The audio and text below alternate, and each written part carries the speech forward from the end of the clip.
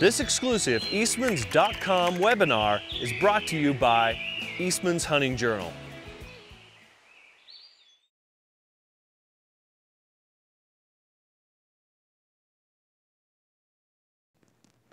Alright, so now that we've got the insert in, we're basically ready to build the back half of the arrow. The first step we're going to do is we're going to put on our wrap. The wrap is basically there for added weight as well as color and visibility of your arrows and finding them after a shot. Now, I, along with Guy and everyone else here, like the peel-off adhesive ones. There is kind of an ancient art of dipping your arrows where it's dipped in paint, but the problem with that is it's very inconsistent unless you're very good at knowing how exactly to dip your arrows. Using something like this is the same exact application every single time, and it gives you a nice even wrap. So what you're going to do is you're going to want a mouse pad for this purpose to put this wrap on. The reason being is when you wrap this, you're going to want to make sure that no air bubbles or imperfections develop while you're pushing the arrow onto the wrap. And what the mouse pad allows it to do is allows the wrap to bend with the arrow as it's applied.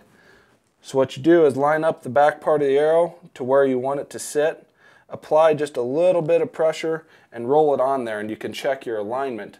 And that's pretty much right at the end of the arrow. That's where I'm going to want it. Put it back down on the mouse pad, apply pretty even pressure across the end of the arrow. Simply apply the back half of the wrap that you just put on, press it down, seal it, and roll it all the way forward. Once you've rolled it all the way forward, just kind of finger out the end of the crease and your wrap is on.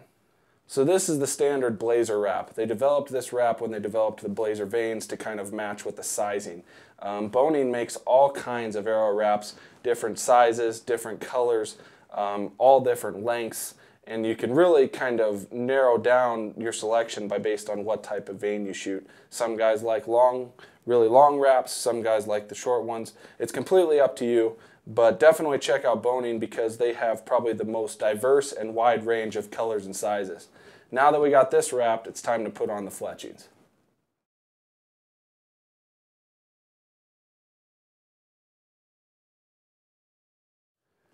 Alright, so now that we've got our wrap on, it's time to actually put on the fletchings. When it comes to fletching jigs, there's all different kinds. I shoot the Blazer vanes made by Boning, so therefore I use the jig that was developed for the Blazer vanes, and this is the Helix jig. It provides me with 3 degrees of helical. As far as jigs, there's all different types out there. Probably the most famous is probably the Bitzenberger. The Bitzenberger is one of the most detailed fletching jigs out there based on how much adjustment you can give your arrows. I like the Boning one for the simplicity purpose and because it's developed exactly for the Blazer vane. Pretty simple and straightforward this jig is. It's basically this is their clamp and this is their actual jig.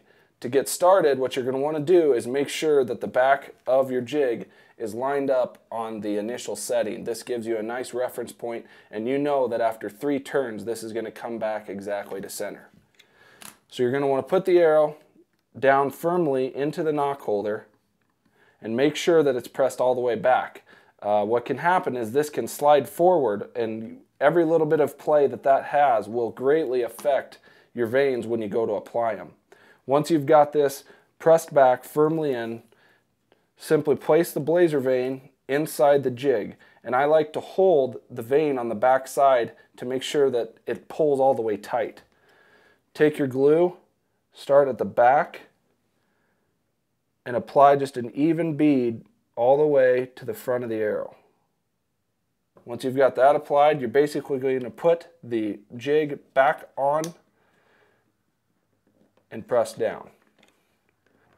One important thing to do when you do have this is you want to make sure that these arms are slid all the way back to the back of the jig. If you have these slid forward, you're not going to have a consistent placement of your vanes every time. One thing I like to do is once I have it on the arrow, I like to simply hold it here just for a few initial seconds to make sure that my arrow is being contacted from front to back and applying even pressure.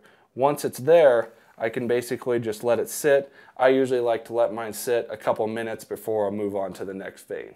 Another reason I prefer this jig is because 3 degrees in what I've found is almost the perfect offset for the Blazer vane and my arrow combination.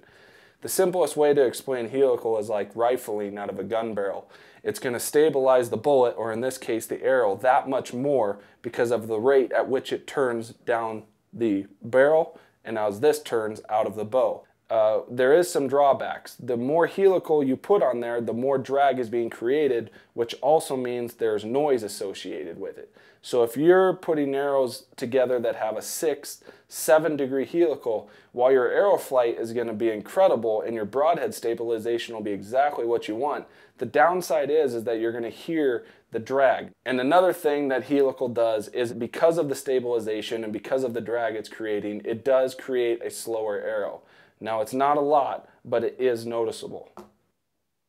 Another thing I like to do as an added sense of durability is to put a dot of glue at the front and back of each vein. The weakest point of contact on any fletched arrow with the veins is basically at the very front and at the very back. So putting a little bit of glue at the front and back only helps increase your chances of making your veins a little bit more durable.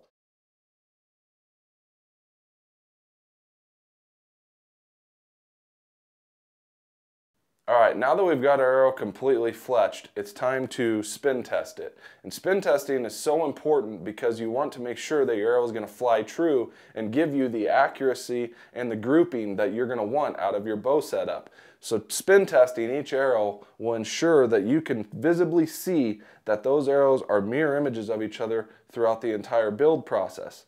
What you're going to want to do is bring it down to the spin tester and just simply rotate your hand backwards and watch this end of the arrow with the broadhead and this end with your veins. You should see just a perfect spin. Now this is where you're going to look for wobble, and if you would see any wobble, you're going to know right away that at some point during the arrow building process, one of your variables didn't exactly line up. So by sitting here and spin testing, you're going to find that wobble real fast, and you're going to want to make sure that you do this to all 12 arrows, because you want every arrow in your arsenal to be a mirror image of the next one.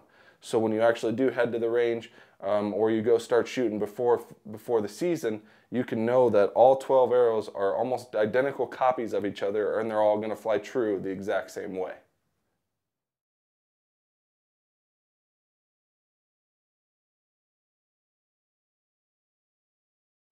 Now that we've spin tested all 12 arrows, what we're going to do now is we're going to weigh and grade each one of our 12 arrows.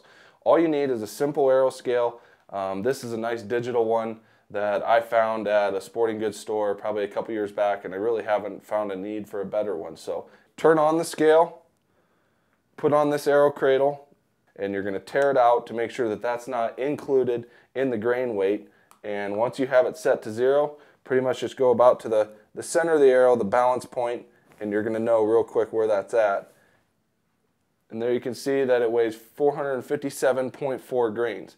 So now that I know that, I'll take a Sharpie marker and I'll write down here on my veins or on my wrap. Being these are colored, I'll probably write it on the vein, and I know the exact grain weight of that arrow. Repeat this process all 12 times for all 12 arrows, write them all down, and then you're going to get on to the grading process.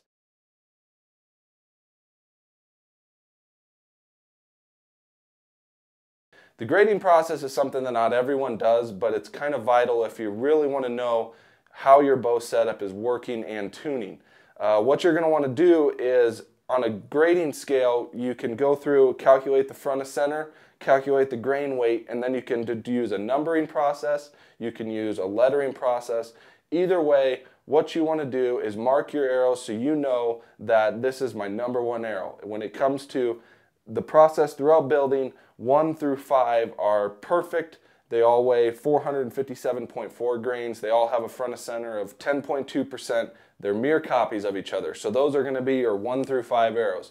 Now throughout the other 7, you can basically mark those however you want. Maybe those are the arrows that you practice with. But you know through the grading process that those 1 through 5 arrows are your arrows that you're going to have in your quiver this fall. Like I said, not everyone does it, but it is vital if you really want to know the exact way your bow setup is working in conjunction with your arrows.